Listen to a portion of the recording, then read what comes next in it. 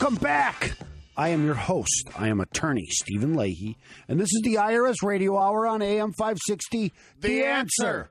Ladies and gentlemen, as you avid IRS Radio Hours know, and those who were with us on the last segment, this show is recorded on Friday and airs Sunday. So there's a lot that is missed between here and there when it comes to the news and our take on things. But ladies and gentlemen, in baseball, because we have a TV in here watching the Cubs game on this Friday afternoon. But we are not going to get distracted with that because we have a great little segment coming up, and this is going to be the blog segment. It's the blog segment. The blog. The blog. It is the blog segment. Remember last week? You weren't here last week. I wasn't. And so last week, and this week we are here with the gang with Deborah Schreiner and Jim Leahy on AM 560. The Answer. Okay. And last week I was asking Debbie about the closing music. And I wanted to I don't want to do it this week because I have to pass that through Jimmy because I know Jimmy doesn't like the closing music. At the end, yes. At the end of Perry Mason, they have some music to close the show. And I thought we do that for the opening. Why not do it for the closing? I like it. I think this is a great little segment because, ladies and gentlemen, Open Tax Resolution and Attorney Stephen Leahy really sit down and think what is going to be and provides this content for you so that you guys have an understanding. Maybe you have the same issue. There it is. I was doing a thing. That's the music I was looking for. So we're going to close this segment with that. Very good, Debbie. Thank you so much. So anyway, what were you talking about? I'm off my thing.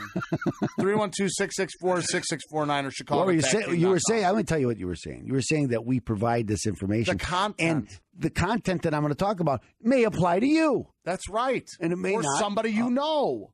Uh-oh. Stop. Get distracted on the TV. I am. Do your thing. I'm turning the television off. You're not watching it anymore. Okay, so let me tell you this. Usually the blog segment has to do with something that came in through my office in the last week. And this week is no exception. Okay?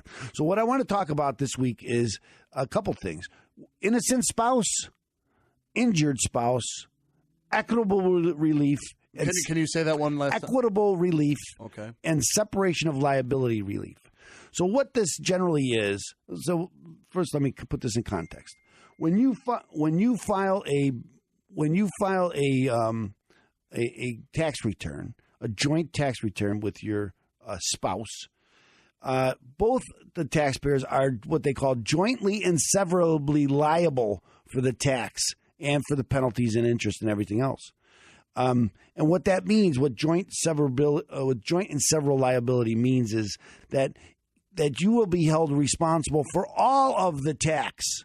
So not just half. So if you and your spouse owe $10,000, you don't owe $5,000 and he owes $5,000. You both owe $10,000, and they can collect it from him. They can collect it from you. They can, I guess, either one, right? So they can collect it, all of it from either one of you. And so that's what people don't really understand. And so the IRS sometimes has some relief to grant this to what they call it, innocent spouse. And really what innocent spouse is, it provides release from additional taxes if your spouse or former spouse failed to report income or reported the income improperly and then claimed improper deductions. And so this is how this can arise. A man and woman are married. The man runs his own, I know it's being sexist, but follow me. Okay, right. Follow me. Let's not. So the man runs his own business. He takes deductions that he doesn't deserve. The wife doesn't work at the business, doesn't have anything to do with the business, has no idea about the finances of the business. And so the tax time comes and she signs a return with him, and because joint returns, you generally get more of a refund. You don't pay as much taxes on it as if you have a joint return. So Then it turns out that the company gets audited and they find out, hey, this guy didn't put all this stuff down on his tax return, and now they owe a lot more. And sometimes this causes a lot of problems in the marriage, and this might just be one symptom because he's not sharing with his wife what's going on, and it causes all these problems. So maybe they get divorced. But now they get divorced. Now they're coming after the woman for all of this tax stuff. She had nothing to do with it, with the tax. Yeah.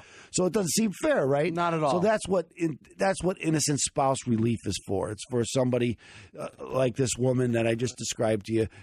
They're getting divorced. She had nothing to do with that tax. She had no responsibility for it, and so she needs the relief because she doesn't want to be collected from the IRS. Okay, sometimes you'll get you'll qualify for it. Sometimes you won't. There's another one though that kind of gets confused a lot because it's innocent spouse is what I just described to you. Injured spouse is a different type of relief. Now, injured spouse is for someone who's injured. No, they're injured because they take their tax refund. So, for instance, we talk on this show a lot about the tax penalty, right? The trust fund recovery penalty. And again, that's for someone that's a big point we talk about. The trust fund recovery penalty has to do with payroll taxes. And the guy, again, we'll use that same example. The guy's running his own business. He's not paying his taxes. He's not paying the taxes for his employees. And the IRS comes after the business and then goes after trust fund liability against him personally.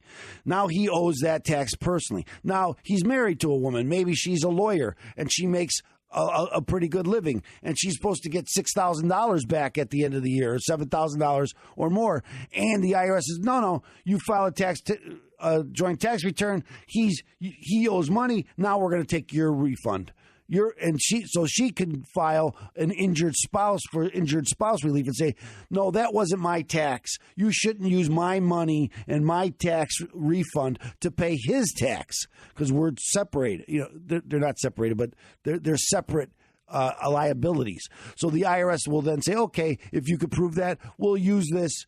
We'll call it injured spouse, and we'll give that injured spouse her refund back. Okay, so that's another type of relief. Another type of relief is what they call separation of liability relief, and that's again where perhaps a husband and wife are together and they assess a tax against the husband, and the wife says, "Wait a minute, I can't have that liability against me." So maybe it's affecting her credit score or something like that, and she wants to get it off of her. So she says, "I'm not responsible for that." And then there's another one. It's called equitable relief. So if none of these other ones can work, equitable relief. Equitable relief is a tough one to say. Is generally, for some of us, equitable relief is generally like a weighing of the circumstances. So there's no real. There's courts of equity, they call it. So there's courts of law and there's courts of equity. Courts of law follow the law, and courts of equity try to do justice. So that kind of tells you this equitable relief. They're trying to do justice. So they want to look at the situation and say, well, you know, would it be right to hold this spouse liable for this other spouse? So, for instance, the guy. Let's turn around. The wife is working. She has a big 401k.